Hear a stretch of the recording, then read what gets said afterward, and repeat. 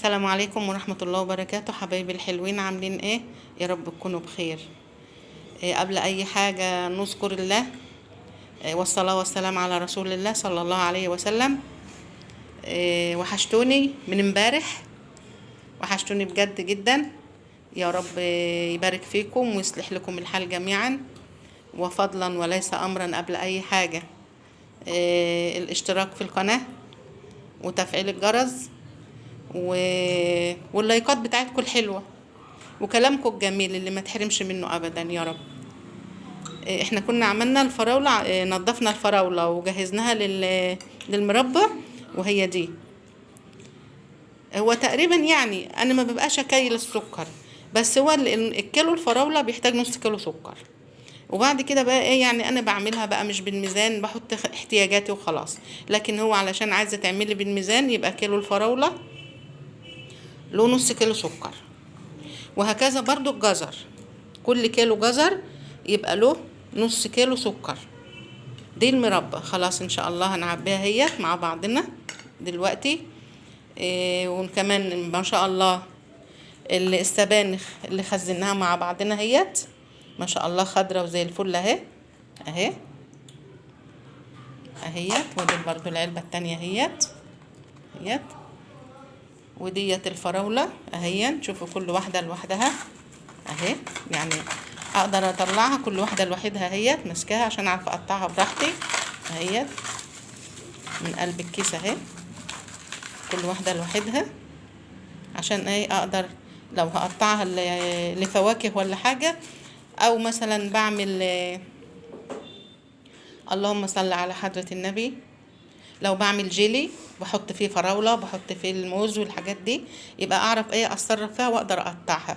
ودي التانية اهي برضو كل واحدة لوحدها اهي، يعني حتى اهي بتتكسر بسهولة اهي لان ملفوفة كل واحدة لوحدها. واخد بقى ايه حسب ما انا محتاجة يعني. دي البرطمانات بقى اللي انا هعبي فيها المربات. بسم الله الرحمن الرحيم. اللي انا هعبي فيها المربات اهي نضيفة ومتعقمة، مغسولة من اول امبارح وسايباها لما اتعقمت براحتها، وسويت المربات وحطيتها في قلب التلاجة. وان شاء الله ايه كل حاجة ان شاء الله نضيفة وزي الفل قدام حضراتكم اهمت. ويا رب إيه يعجبكم فيديوهاتي وحاجاتي. وديت حاجات كنت مفرزاها برضو من قبل ما اصور معاكم اي حاجة. دي فاصوليا خضراء اهي، فاصوليا خضراء غسلاها ومنضفاها ومصفياها من المية جدا جدا ومنشفاها جدا جدا علشان ايه ما تبوظش مني في الفريزر. وهي كل واحدة لوحدها اهي. دي تفريزي في البتاع في الفاصوليا الخضراء.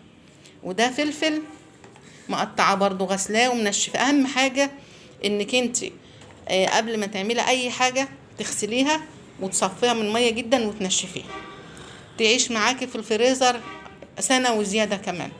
لكن ما تحطيش حاجه مبلوله جدا، ما تفرزيش اي حاجه مبلوله، كله لازم ينشف اهي. والفراوله هي ما شاء الله بالهنا والشفا. اتفضلوا معانا يا رب فيديوهات تكون بتعجبكم. وديت الجزر على فكرة هو بيستوى بيبقى ناشف شوية، مفيهوش مية، مش زي الفراولة، مش زي الفراولة بيبقى يحتاج مية وانت بتسويه على النار. هو ما بينزلش مية كتير، فكل لما ينشف من المية تحط له نص كوباية مية. كل لما ينشف تحط له نص كوباية مية. ولو عندك هاند بلندر بقى هيبقى كويس جدا، لما تكوني مقطعاه زي ما انا قطعته كده يتضرب بالهاند بلندر هيبقى جميل جدا. مفيش انا استنيت لما برد خالص وضربته في الخلاط ورجعت حطيته على النار تاني لغاية ما خد غلوتين برضو بقى ناعم جدا اهوت، عشان ما عنديش هاند بلندر بس. وممكن لو مش عايزة ده او ده ممكن تبشريه بالمبشرة، بالمبشرة هيسهل عليك اكتر دهوت. اللهم صل على حضرة النبي. ده قشر يوسفندي برضو مفرزاه من قبل ما اصور اي فيديوهات خالص، ما كنتش عارفه ان انا هصور فيديوهات يعني. غسلته نضيف جدا ونشفته برضو وقطعته وبعدين ضربته في الكبه اهو. ده بقى حلو جدا لما تحط منه في مربى جزر زي دي، او تحط منه في كيكة، او تحط منه في اي حاجة عايزة فيها ريحة البرتقال زي البودر بالظبط. بس البودر يعني ايه، هو في ناس بتحب دي وفي ناس بتحب دي، انا عاملة الاتنين، عندي البودر وعندي ده. فالبودر ان شاء الله اول ما هيخلص ويجهز انا هوريهولكوا على طول. ودي الفراولة اللي جهزنا اللي فرزناها للعصير اهي، مفيهاش اي هوا، تلاقيها بقى حلوة جدا وممكن تقعد مدة طويلة. ويا رب اكون خفيفة على قلبكم، يا رب تكونوا بتستفادوا مني ومستنية نصايحكم الحلوة وكلامكم الجميل، ما تحرمش منكم ابدا. وان شاء الله هنتقابل في فيديوهات تانية. انا بس حبيت اوريكم الحاجات اللي انا فرستها معاكم عشان تشوفوها هي على الطبيعة، واللي انا ما فرستهاش معاكم كمان. يعني ده فلفل اخضر اهوت، فلفل اخضر، فلفل احمر، بنحتاجه برضو لاي حاجة مثلا بنعملها في صواني في اي حاجة اهو موجود اهوت. ودي البسلة. وعلى فكرة انا عندي برضو حاطة خضار مشكل، بس هو في الفريزر يعني مش هنا فوق، انا عندي فريزر تاني فوق. كوسة على بسلة على اللهم صل على حضرة النبي، تشكيلة خضار. يعني ده حد مثلا عايز ياكل اعمل حاجة خضار، شوربة خضار، اعمل مثلا طاجن اللي هو التورلي في الفرن، الحاجات دي. فيا رب ما اكونش تقيل عليكم للمرة التانية، ما تحرمش منكم ابدا.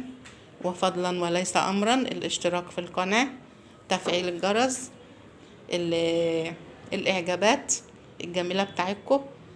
والسلام عليكم ورحمة الله وبركاته. والدعوة بالرحمة والمغفرة لكل حبايبنا، امنا وابونا وولاد اخويا وكل حبايبنا، والشفاء لكل مريض يا رب. والسلام عليكم ورحمة الله وبركاته.